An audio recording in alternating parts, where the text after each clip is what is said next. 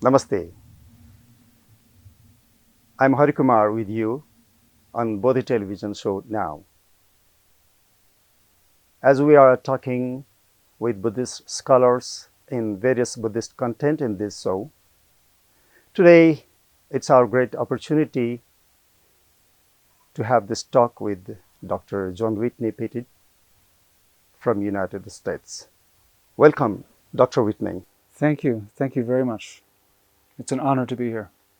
Thank you very much too for giving us your precious Oh, time. it is an honor and a pleasure. Thank you. Uh, would I ask you how you got into Buddhist studies, since when? Well, I think my interest in Buddhism goes back to maybe my late high school years, but I didn't really have time to study very much then. I was too busy as a student. And my interest in, for example, Sanskrit language goes back, my mother tells me, until I was a child, 8 or 9 years old. I wanted to learn Sanskrit, but she couldn't help me. There was no way to study Sanskrit in America then. So then really my studies of Buddhism began when I was a college student, so when I was 18, 19 years old. And I was very lucky. All through my college years I could study take different courses related to Buddhism, and from teachers from different countries, from India, Sri Lanka, and America, and China. I had professors in college and Tibet from all of these countries, who each of them introduced me to a different aspect of Buddhist studies. And none of them encouraged me very much to go to graduate school. But I wanted to go to graduate school, and so after college I began my graduate studies. So, your inspiration to go through the Eastern philosophical studies is from family. Well, no, it's I think from just actually in part from my interest in well, initially maybe from the standpoint of language. I just thought Sanskrit would be a fun language to learn. I liked learning languages, but I couldn't study Sanskrit, so I studied Latin instead as a child. And then I think I was raised Christian, and I never had a bad experience as a Christian. But I also didn't have any moral support in my family, because my family, my parents particularly, they were secular. They encouraged me to participate in the church, but they were not participating themselves. So in my family, I was the only person who went to church. And then eventually I thought I wanted to learn something about, I guess we can call it spirituality, that was more direct than faith. I knew that meditation and yoga could be practiced. So this is when I'm in my teenage years. So this is really what drew me towards Buddhism, because I felt that just faith and theology wasn't ever going to be enough for me, that I needed something more experiential. So that's why I became interested in Buddhism. May I know what specific subjects you studied while studying Buddhism?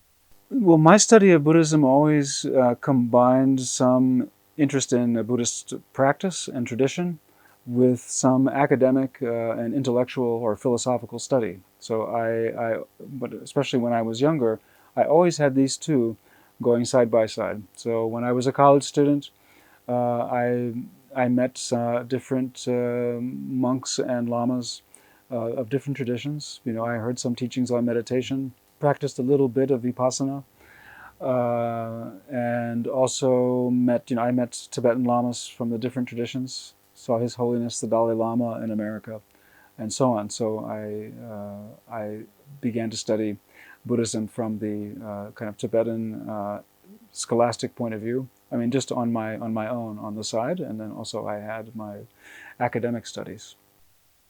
What you found in these studies? when I'm much younger, I'm sure I felt when I was a college student in my late teens or early 20s, I think I felt quite confident that I found something important, something supremely worthwhile. Maybe I was a little bit arrogant in my attitude, a little bit too sure of myself. I think because being an intellectual kid and a scholar, a mentality, I probably, um, I'm sure I thought I understood more than I understood. So I thought I found something, but now I look back and I think, well, the real secret is not something one can learn intellectually. It's something one has to live. You have to live a whole life and have a life of experience, whatever that is, whether you have the experience of a monk or the experience of a layperson, whether you are a scholar or an artist, whether intellectual or not intellectual, a businessman or something else. I think that one needs that life experience in addition to study and meditation practice. These things have to go together, and somehow over time, over decades, 20, 30, 40 years of time, then I think that one can discover something. But, it's a gradual process. There's no, for me anyway, personally, there was no single moment where I thought, oh, this is it. I don't remember that moment. But always I felt that Buddhism was very precious, the Dharma. Okay. In Western society, as we heard, they have different ideas about Buddhism. For you, is this philosophy or just a religion or faith or ritual? Well, I will say this, that in Western Buddhism or in American Buddhism, many people are drawn to Buddhism because they believe that it's not a religion. Maybe not the majority, but a certain number of people say, "Oh, I like Buddhism because it's a philosophy. It's not a religion," and they feel that religion is corrupt, that there's too much blind faith, and that rationality, logic, and personal experience is all that you really need to understand Buddhism. And I think that's not the majority of people, maybe, but many people kind of have this prejudice against faith, against belief. And I think that is, I think that's unfortunate in a way. It's short-sighted. Because I think in all traditions of Buddhism, there's a combination, a balanced approach. On the one hand, faith, which means something like willingness, delight, openness, and the ability to trust in a power and authority that is larger than oneself, to be able to trust in the Buddha, trust in the Dhamma, trust in the Sangha. This kind of trust, we might call that faith. And this is very important. To only believe in yourself isn't enough. I mean, we should believe in ourselves, but only believing in yourself and your own intellectual mind is maybe it's not quite enough to really understand Buddhism.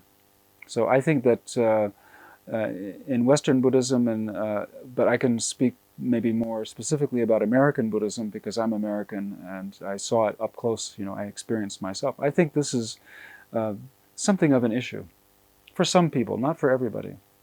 So in Buddhism, it's more lifestyle than the philosophy.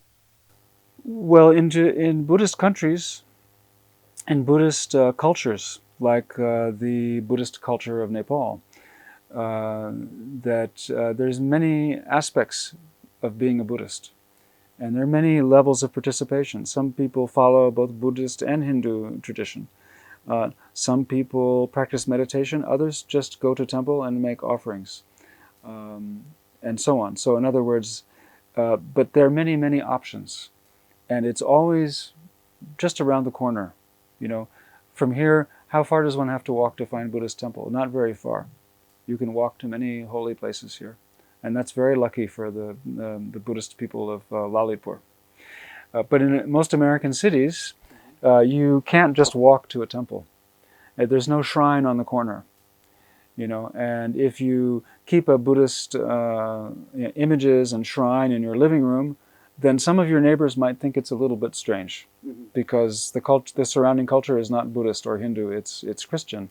So when they see the murti and they see the flowers, smell the incense, and it's very strange and seems very alien. So then, that means that, in the West and in America, if you live in a typical neighborhood and your neighbors might not understand your Buddhism. So then you might want to compartmentalize your Buddhism, put it in the back room, not in the living room. You don't want to have a Shiva Lingam in your front yard or a Buddha image in your front yard. Maybe that's not, in some neighborhoods, the neighbors might be a little bit uncomfortable with that. So I think that the life aspect of lifestyle is very important. But lifestyle also depends on culture. So personally, I feel very comfortable here because everywhere people accept, that Buddhism and worship, making offerings, doing jatra or pilgrimage. This is a normal behavior.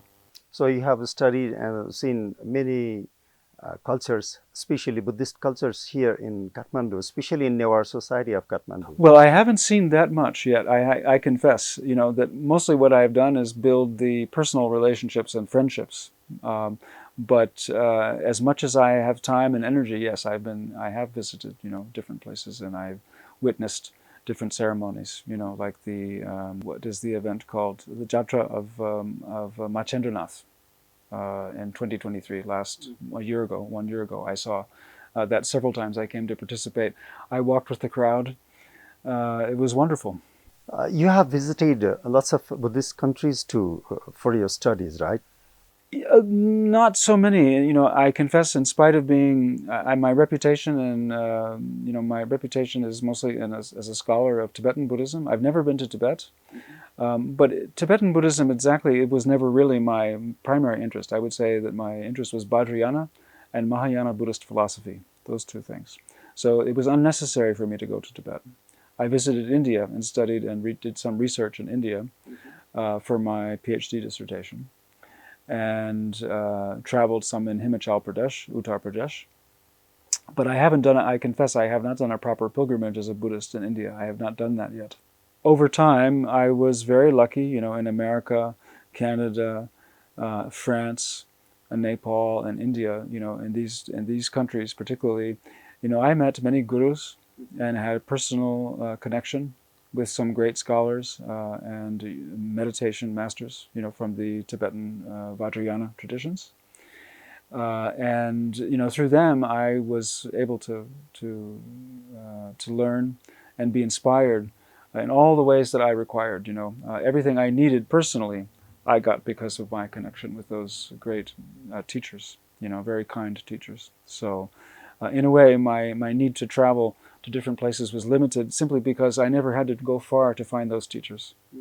Would you mention your good teachers from whom you learned Buddhism? Well, in a personal sense, the most important of those was the previous Dugel Khyentse Rinpoche, who founded his Shechen monastery, Shechen Gompa, here in Bodhinath. I met him in France in 1985. And then when he traveled to America, to Canada, I followed him there, and then met Rinpoche again several times in France and Nepal in subsequent years. So from 1985 until his passing away in 1991, I was able to meet him many times. So that was my main guru. But then in America also, aside from the many great scholars and teachers, mentors that I had in academia, I also met some great lamas there. One or two of those, were very important for me. These are lamas that, they come from Tibet or from India, Nepal. They come and travel, they teach. And if you're a lucky person like me, then you get a personal connection. And because I can speak the language and can read the language, then of course easier to make the connection. So you learn Tibetan language also? Yes, Tibetan language I can speak and read, and Sanskrit also I can use, for research. But I'm not as fluent in Sanskrit at all as in Tibetan. I cannot speak Sanskrit. Mm-hmm. But you can read and write. I can read at least. Yeah. What contents you specially studied in Sanskrit regarding Buddhism? Well, I mentioned that when I was just a child, I was interested in Sanskrit, but that was only because I saw some words in the dictionary that came from Sanskrit. So that, but my real motivation to learn Sanskrit came after I read the Mula Madhyamika Karika of Nagarjuna. So, the philosopher Nagarjuna is maybe the most important philosopher in Buddhism in India after Buddha Shakyamuni himself. One of the most important. And when I was in college, I took a course on Madhyamika philosophy, and I wanted to learn Sanskrit so I could read Nagarjuna in Sanskrit. So that was my motive. So you have very good dharma connection and karma connection with many gurus and in different traditions also. Uh, how do you define the history of Buddhism from the origin of like Bodh Gaya, when Buddhism started in this era from Buddha, and how it went to Tibet? Would you define the Buddhist history? How how you see? What I understand, and this is my point of view that comes from being an academic scholar and studying, the Buddhist philosophy and the history of Buddhism in India, is that after the parinirvana of Buddha Shakyamuni, gradually the teachings were collected and codified. And, it seems that the original teaching of Buddha, the actual teaching of Buddha, is best represented in the Pali canon, the Pali language scriptures. But the implications of Buddha's teaching have been elaborated and discussed and written about continuously now for 2,500 years. Scholars are still trying to understand, what did Buddha really mean? What did he really mean when he used the expression anatta? In terms of the Abhidhamma teaching, what is the nature of perception? What is the reality of individual events, mental events, physical events, events in the material world, and so on? How do we understand the nature of reality, not just our spiritual condition, but reality in general? These are the kinds of questions that philosophers ask. Mm-hmm. And human beings are philosophical creatures, some of us anyway. We want to have a bigger picture than just the practical instruction of Buddhism. We want to know, what is the context of understanding. And of course, Buddhism arose in a very rich culture, which included the teachings of the Vedas, and also the teachings of the Vedas. We can say teachings of the Brahmins or the Brahmanas. And also there's the teaching of the Shramanas, the sadhus, the wanderers, those who follow a different discipline and a different set of rules than the Brahmins, who exercise authority in the traditional Indian and Nepali society, Hindu society. So Buddhism had to respond. Buddhists had to have a particular way of dealing with the challenges of other traditions. Because, of course, Buddha's point of view is not the same as everyone's point of view. Buddha has many things in common with the ancient rishis, the sages of the Upanishads and so on. I mean, their point of view in some ways is very similar, but not exactly the same. Buddhism does not accept the validity of the caste system. The Vinaya of Buddhist monks recognizes only one seniority, and that is the time since ordination. So there's no distinction between Brahmins, Kshatriya, and so on within the ordained Vinaya Sangha, right? There's no that distinction is abolished, and so all of these distinctions of Buddhism make it necessary to have a more philosophical and rational understanding. So because of that, you have all of the developments of Buddhist commentary. All the commentarial literature of Theravada Buddhism is one major tradition. And then Mahayana developed all over India in different places.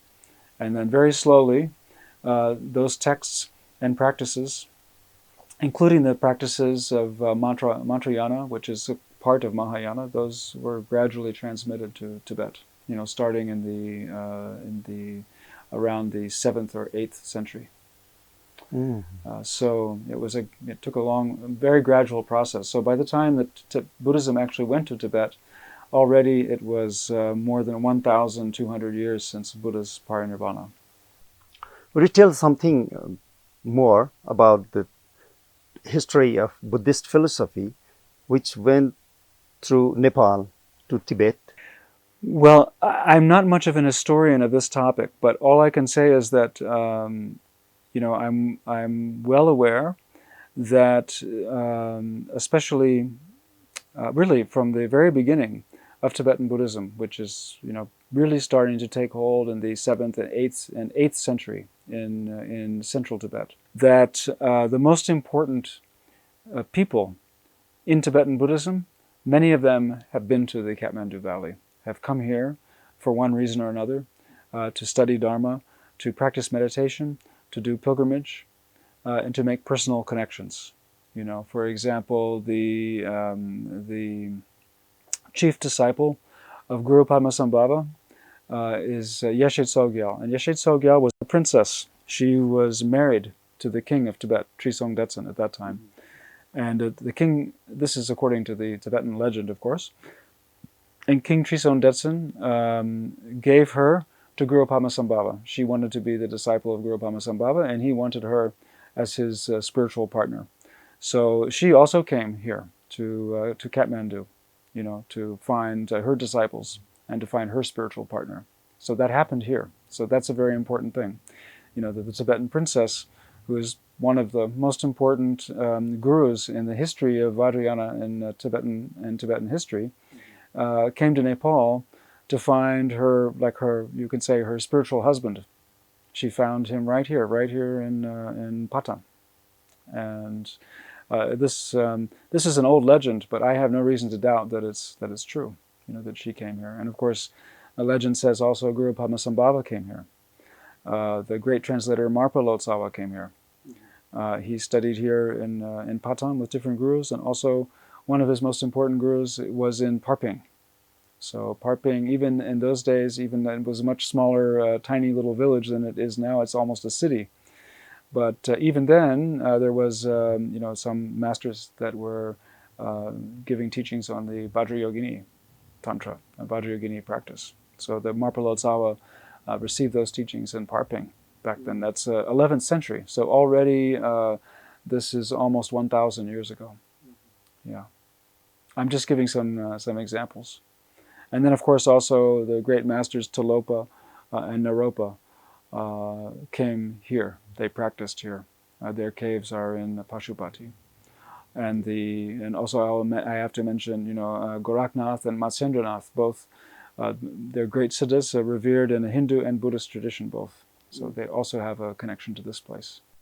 So this valley of Kathmandu and Tibet has very deep and historical Buddhist connection. That's right. And I mean, this is one of, in all of India and Nepal, this is maybe, one of the most important places for those connections to be made. I mean, there were great universities in the 11th century. There was Vikramashila, there was Nalanda, and Odantapuri, and other great universities. So there were other places to go to learn Buddhism besides here. But this is actually the closest place to Tibet where the so-called Indian Buddhist tradition was very strong. And particularly, many texts of Mahayana were preserved here and translated here, or copies were obtained by Tibetan translators right here. And I just want to add, of all of those places, this is the only place where Buddhism never disappeared. Yes, Kathmandu Valley, right. And all those other places were destroyed. The teachings were forgotten. The monks were at some point forced to disrobe or chased away by anti-Buddhist forces, and so on. So the Kathmandu Valley has this amazing distinction of having more or less continuously, with some fluctuations obviously, but more or less continuously been a place where the tradition of Buddhism, Mahayana Buddhism, has survived for a very, very long time, and now more recently, in the last 100 years, Theravada Buddhism has been reintroduced here. So it's a rather remarkable distinction if you think about it. Even so, some people may say that the tradition of Buddhism in Kathmandu Valley was very broken sometimes. Compared to what it was at one time, probably that's true. But broken is a strong word. How broken is broken? People still believe, and especially I think it seems to me in the last 100 years, there's been something like a revival. There's academic institutions that support Buddhist studies. There's a growing economy. There's tremendous interest from foreigners. And there's a growing interest and respect from Nepali people themselves to their own Buddhist tradition. So, even if the tradition has sometimes been neglected or has lost some of the diversity it had before, we can't say that it's broken. I think that's inaccurate. It's not fair either. Yeah, in different eras, there have been some political effects on Buddhism also. Of course, yeah, everywhere. I mean, in India, of course, those were more severe, because in places like the great universities, or in the state of Bihar, where Buddhism was so strong for a very long time, then for hundreds of years there was nothing. What do you think about the connection of three yanas? Currently we say three yanas. There are three yanas in Buddhism, like Theravada, Mahayana and Vajrayana. What do you have seen connections between these yanas? I'm just going to give my personal point of view, but my personal point of view is based on the teachings of my own gurus, right?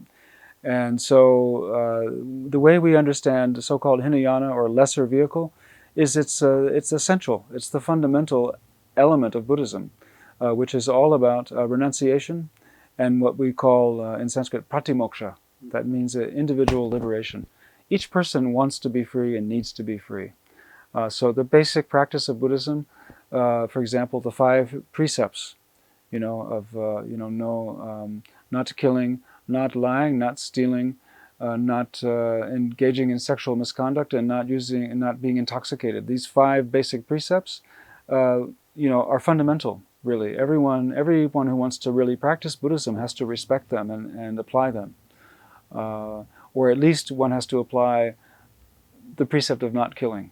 In order to practice Buddhism, one at least has to stop harming life.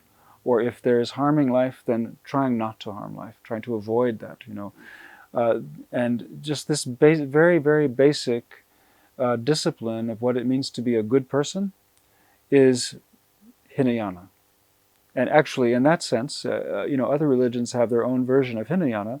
But what makes the so-called Hinayana different from another religion is that every Buddhist takes refuge in the triple gem, the Buddha, Dhamma, Sangha. We Sharanam Gacchami. We say, I go for refuge. So that's the context of the moral discipline of Hinayana. So Hinayana is fundamental. And pratimoksha, or liberation of the individual, is fundamental.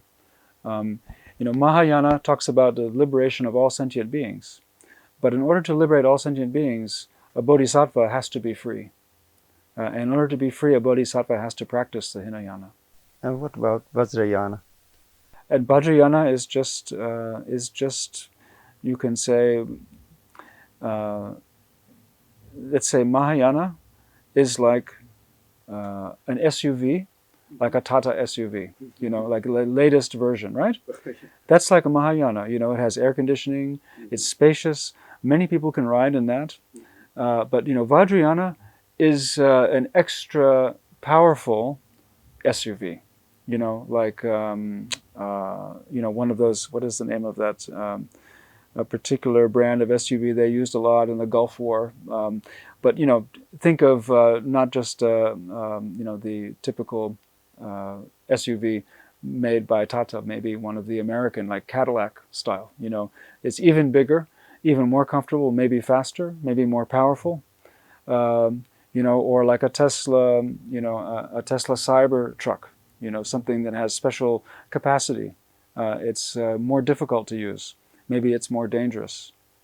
But really, what is taught in Vajrayana, it seems like it's could be seen as very different from Mahayana, and also, much more too elaborate compared to Hinayana, right? But actually, everything that's taught in Vajrayana also is found in Mahayana, in the sutras. It's just that the sutras don't give the instruction completely or specifically. But pretty much everything that applies in Vajrayana also is found in the sutra. So fundamental teachings are the same in both? Absolutely, yes. And even many of the details of Vajrayana you can find in the Mahayana Sutras where it's mentioned. Maybe it's not elaborated, but it is mentioned. What about the Pali canons and the main texts in Tibet, like based on Sanskrit? What are the differences you found? Well, speaking as an academic scholar, I'm not speaking for Tibetan tradition, because many Tibetan lamas will say, well, everything in the Tibetan canon, which is translated from Sanskrit, all of these teachings were given by Lord Buddha himself. Mm-hmm. And I think scholars don't accept that point of view. We know that the Lord Buddha didn't teach everything that was ever written down in Sanskrit. He probably didn't have time. Even though he lived to be 80 years old, probably this is impossible for him to teach all the Pali Canon and all the Mahayana scriptures exactly as they are given. It seems impossible. I think, speaking as not as a follower of Tibetan Buddhism, but speaking as an academic scholar, I have to say, well, probably the Mahayana literature is the product of spiritual genius, and it's the product of inspired imagination, and it's the product of the human spirit trying to take the Buddhist teaching as far as it can go, to expand on the Buddhist teaching in an imaginative way, but also a very inspirational way. I think this is the origin of the Mahayana teachings. No doubt some of so-called Mahayana teachings, I think they must have been given by Buddha Shakyamuni, but perhaps not in so much detail. We really don't know for sure, but it seems that that's probably true. So that would be the difference between the Pali Canon and the Sanskrit Buddhist canon. The Sanskrit Buddhist canon represents a somewhat later evolution of the teachings, and especially the evolution of first of all, the idea of bodhisattva, the bodhisattva vow, and also the teaching of emptiness or shunyata, which that idea exists in the Pali Canon. It's much more elaborated in the Mahayana Sutras, but the original idea also is in the Pali Canon. So that's the difference. The Pali Canon, it seems fair to say probably this is the closest thing that we have to the actual teachings of Buddha, but it may not represent everything Buddha taught. The Pali Canon may not be 100% complete. It's quite possible that Buddha taught on some occasions to certain people. Maybe his cousin Ananda wasn't present for all of those occasions. Buddha may have said and done many things that not everyone could remember, that only a few people knew. So it's possible that I think that this idea probably within Theravada they will not accept this possibility, but I think it's very likely. You can just think of, for example, of U.S. president, like for example President George Bush. I'm just using him as an arbitrary example. We know what George Bush did because history and the media and the media record, the videography of his presidency, we know what he said and did as president. But that's not everything he said and did.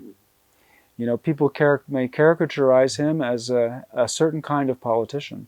But as a human being, there's more to him than just being president or politician.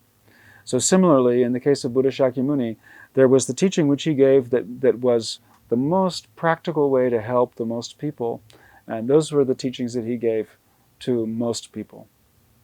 But if he gave teachings for specific individuals and not to a lot of people, then maybe those didn't all go into the Pali Canon. We have to accept that this is a real possibility. There's no way to prove it, but there's also no way to disprove it. People may disagree, but I don't think it can be disproven. So, I'm only saying this because, granted that the Mahayana tradition represents an elaboration based on the imagination of very brilliant people, literary geniuses, and also meditators, aspiring bodhisattvas who could transform their visual or visionary experience of Buddhism into literature. But just because that is so, it doesn't mean that they also didn't have some kind of direct link to Buddha himself. The original inspiration is always the Buddha Shakyamuni, his example. In Himalayan tradition, there are different lineages, right? Yes. What do you see the different lineages, how they were developed, and what it's going on now? Well, the different lineages of Himalayan tradition, if we assume that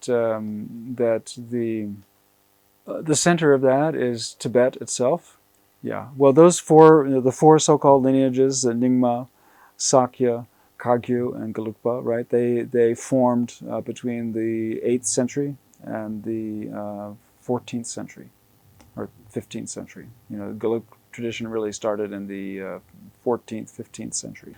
And yeah, what those lineages represent, assimilation and codification of teachings that almost 98% came from India. Some of the important teachings came via Nepal and Kathmandu Valley also. And so it's just natural over time, if a lineage has many followers and also has many literate, capable scholars and so on, that the volume of the literature will increase. The original tantras and commentaries from India are supplemented by more and more literature, and then pretty soon you have this vast accumulation in each case, and that accumulation of the writings and the teachings constitutes an actual tradition. So I think that in spite of many disastrous events in history, the Cultural Revolution being the worst of them all, but there have been many phases within the history of Tibetan Buddhism or Himalayan Buddhism where a place that was once upon a time had a very strong Buddhist activity, the Buddha activity declines. And for example, in Mustang in Nepal, Buddhism was much greater and much more successful at a certain time than it is now. And that's because Mustang was on the trade route between Tibet and India, right? So Mustang became a very wealthy place, and with all of that wealth, the people became also very religious and supported Buddhism very much. But it's not what it used to be, right? So there are many cases like that in Tibet. And in Nepal, once upon a time, a place has a great flowering of Buddhist practice and Buddhist culture, and then for various reasons, economic reasons, the change in the climate, and so on, then the culture declines like this. But I think the way it is now, on the one hand, the immense wealth that the Gumpas here in Nepal can accumulate because of tourists and because of very generous Chinese people, for example. This wealth allows them to build big buildings, to have many monks, to have social programs, to print books. They can do all these things.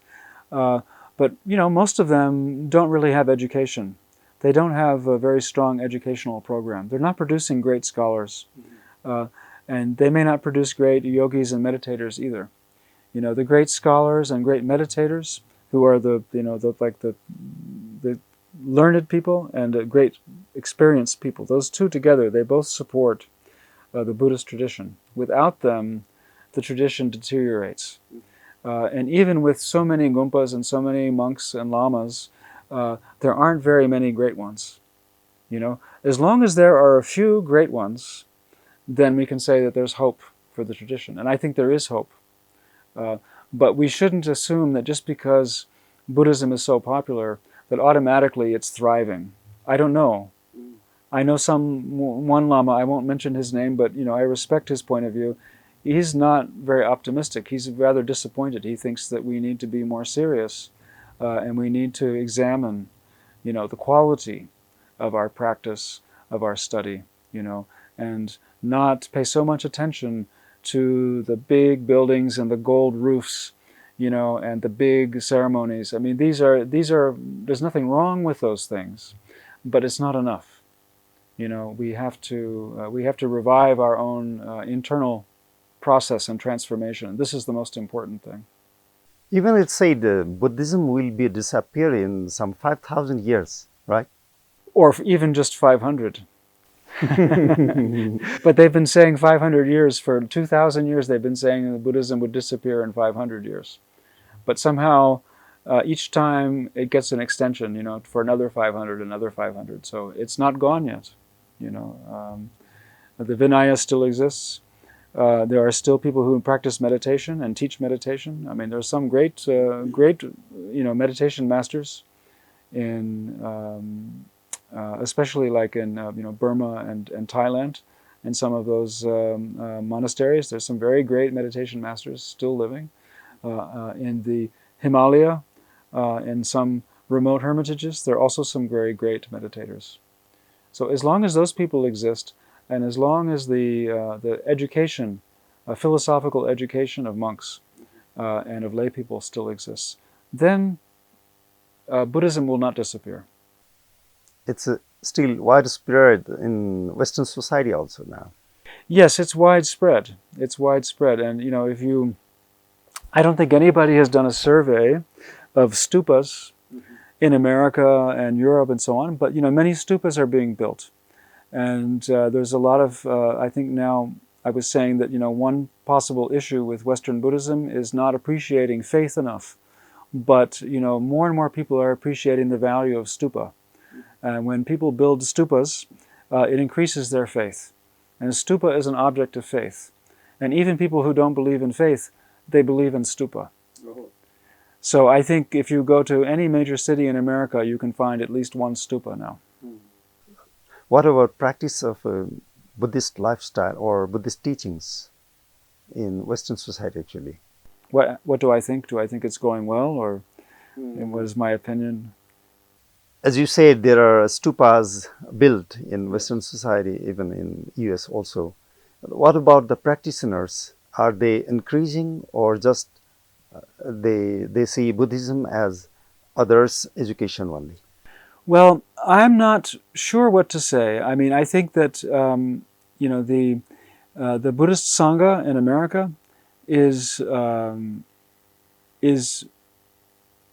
perhaps larger, much larger than it was 30 years ago, especially since His Holiness the Dalai Lama won the Nobel Peace Prize.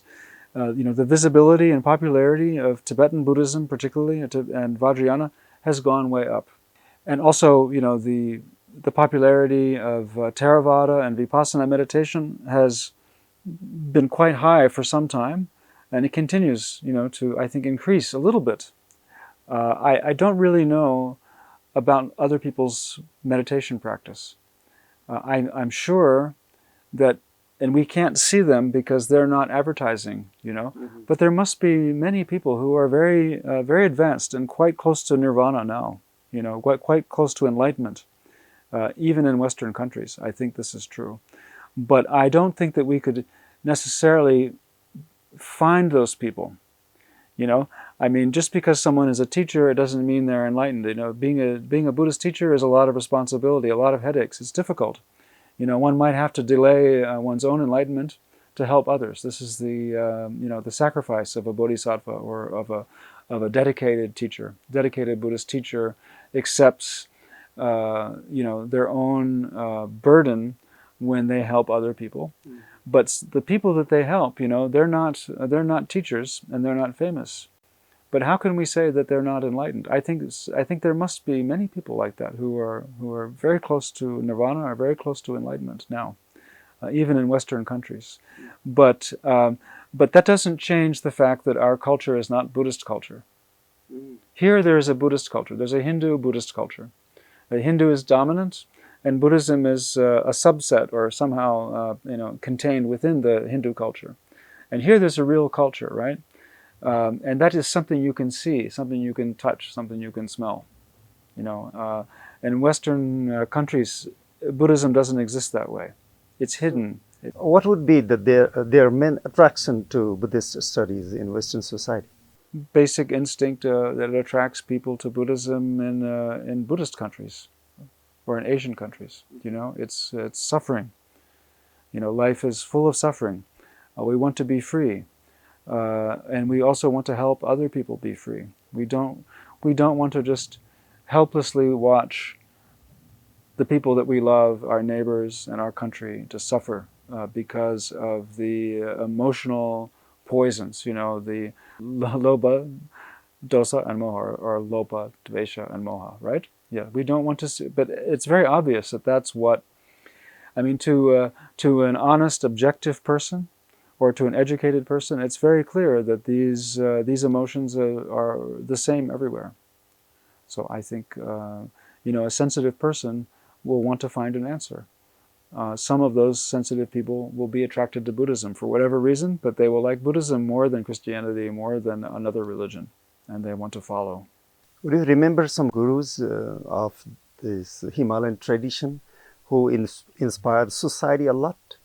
Oh, there have been many like that, yes.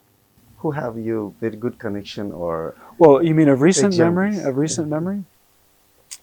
Well, in this local area, one has to mention, the family of Chekinima Rinpoche, the founder of Rangjung Yeshe.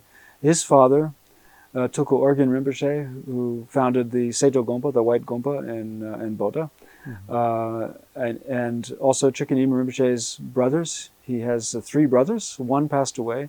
He also has 2 nephews, who are both important lamas now. So the whole family is a family of lamas.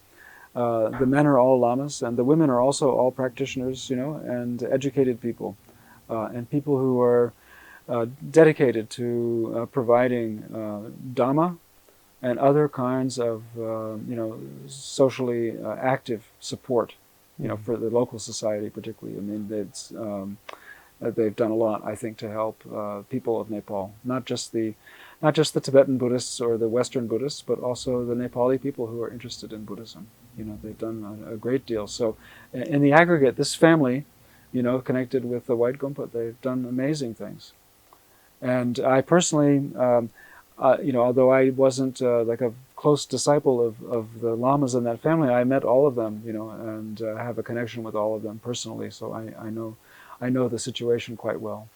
And my guru, Dingo Khyentse Rinpoche, founded Shechen Gompa, and Shechen Gompa is also very successful at educating lamas and scholars. But most of the inmates of that institution are from Bhutan, or some also from Eastern Tibet. So their reach into the local culture is not as great, but the integrity of the institution is very high. As you mentioned, you have been very close to Venerable Mipham Rinpoche. Mipham Rinpoche, yes. Mipham Rinpoche, yeah. What was it, your inspiration? Well, Mipham Rinpoche, he lived in the 19th to early 20th century, and he was living when my guru was a baby. So the previous Dingo Khyentse Rinpoche, founder of Shechen Gompa, met Mipham Rinpoche when he was about 18 months old. And he says that he remembers this event. It's unusual to remember anything from that young, but Dingo Khyentse Rinpoche said that he always felt that it was the most important event in his life was meeting this Mipham Rinpoche. And why was Mipham Rinpoche so important? Well, in Tibetan history, there are only a handful of gurus who are great scholars, like really great scholars, even including the knowing Sanskrit, and also great meditators, like visionaries. They have countless visions of other realms of existence, could hear teachings from Buddhas and other universes, just like you could read in the Mahayana Sutras. Some of the great masters have this ability, very few of them, in fact, but some do.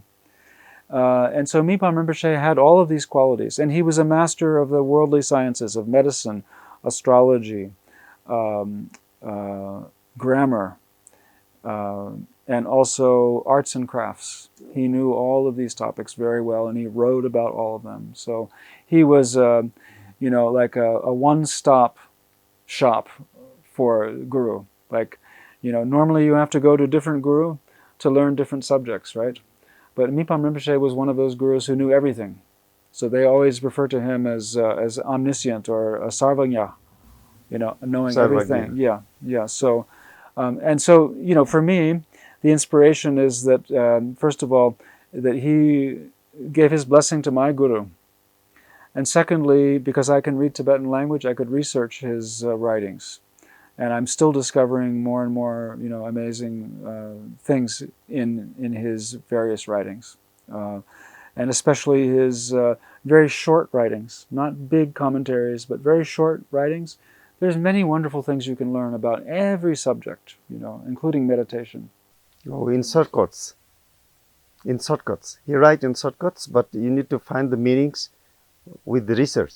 Well, I'm just saying that if you can read Tibetan language like I can, and I can read quite well, then you can go through these volumes of his work and find extraordinary things that you can't read about them in academic literature. And except where they've been translated, you can't read about them in translation either. So I feel that with the Mipham Rinpoche, I made a great discovery.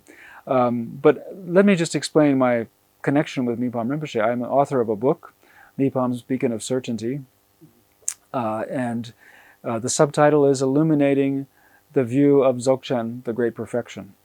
So, Dzogchen meditation in the Tibetan Buddhist hierarchy of different levels of practice is considered the most profound approach to meditation. For this meditation, one needs a guru. But also, the Dzogchen meditation method is very much connected with Madhyamika philosophy, with the teaching of Nagarjuna, the teaching of Prajnaparamita. So, how do we make that connection? One way to make that connection is by studying the commentaries of Mipham Rinpoche. He shows how to understand the great perfection, or Dzogchen, in terms of Madhyamika and Prajnaparamita. So it's a way of opening the door for those who like to study. If you're a fortunate disciple of Buddhism, you meet a great guru, they give you a simple teaching, you practice that and nothing else, and then you reach enlightenment just like that. That's the easy way. As you mentioned also, we are very rich in cultures. In Nepali society, very rich in cultures. And just you mentioned that we have books a lot on Buddhist content, right? Yes. Even so, we can see in society, the Buddhist society, Buddhist population, and Buddhist practicing of Buddhist teachings, it's very low. Yes. Having been in birthplace of Lord Buddha in Nepal, it would not be like this, right? What do you think? Well, it would be wonderful if Buddhism were practiced more. Yes, and for that, the most important thing is education, and not just cursory education or formula education, but deep education. But to provide deep education for many people, it requires economic development. So, in my estimation, I think that the potential for the growth of Buddhism in Nepal, it certainly exists. But the growth of Buddhism is going to be linked closely to the growth of the economy, the growth of infrastructure, the providing of more services to citizens, and maybe, for example, more scholarships for young people who are studying at the university level.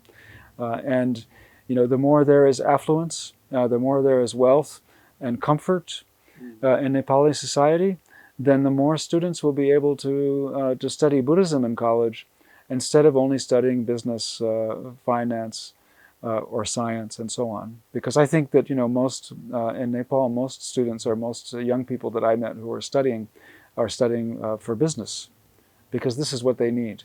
They need to advance their position in society and have a sense of security.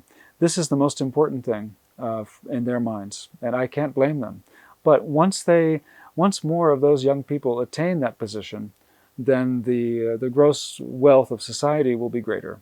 Then maybe their children and grandchildren will have better opportunities. I pray for this.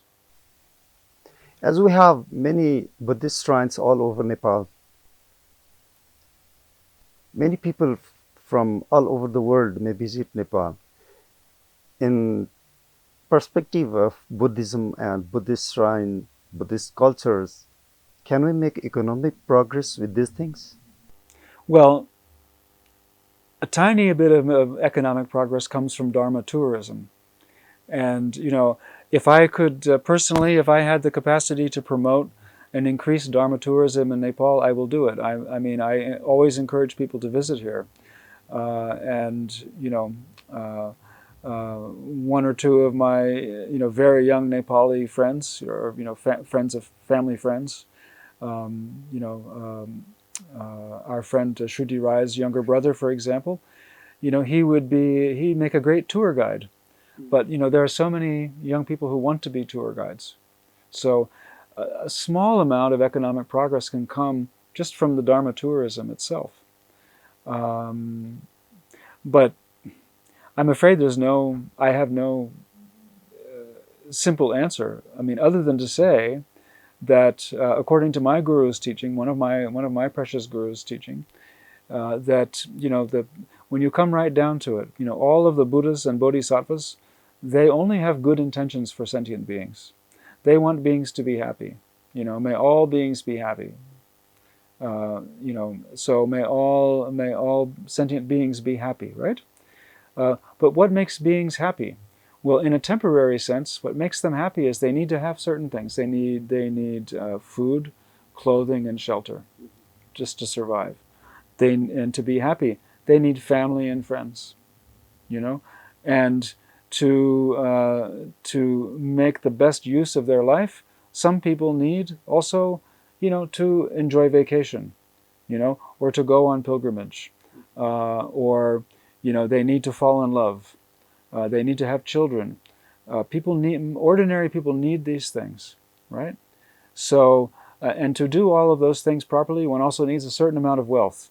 To have many children and a beautiful wife, but no money, is a miserable situation. It will never be happy because there's no time to enjoy those things, right? So to enjoy, a beautiful spouse and beautiful children and beautiful home and so on, one also needs to have enough money to have free time, right?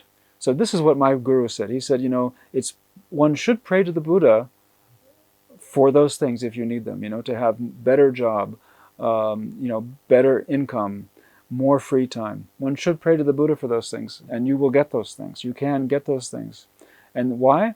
Because Buddha understands that this is what ordinary people mean. So Buddha's blessing, his adhisthana, can help us to obtain whatever level of wealth and comfort that we need in order to have a good life and also practice the Dharma. So yes, I mean, to answer your question, yes, making puja and going to shrines and worshiping the Buddha, this can help people advance in life in a very practical, this worldly sense. And so we may not reach nirvana in this life, but if we live a good life, a happy life, and a comfortable life now, in the future definitely we will reach nirvana. Lastly, what is Buddhism? Very simply and very easily understood. It means, first of all, don't hurt anyone. Secondly, try to do good things to make other people happy. And lastly, watch your own mind. Those three things, I think, that's the essence of Buddhism. And I'm just paraphrasing what Buddha said, and that's not my original idea. Buddha actually said this, Sabba papan akaranam. Yeah, sabba papasa akaranam kusalasa upasampada sachitta paryodapanam etan buddhan sasanam. Exactly. So you know it too. I don't have a better answer than that. We have all the answers in all the canons, yes. Buddhist texts. Well, that formula exists in both the Theravada and Mahayana, in Sanskrit and in Pali both, and in Tibetan, Chinese. Everyone knows this. Thank you very much for sharing your very important time with us. Thank you very much. Yes, your questions were very good and close to my heart. So thank you. Thank you. Okay. Thank you so much. Thank you everyone for watching Bodhi Television. Try to be with us Keep watching. Bhavatu Sarvamangalam.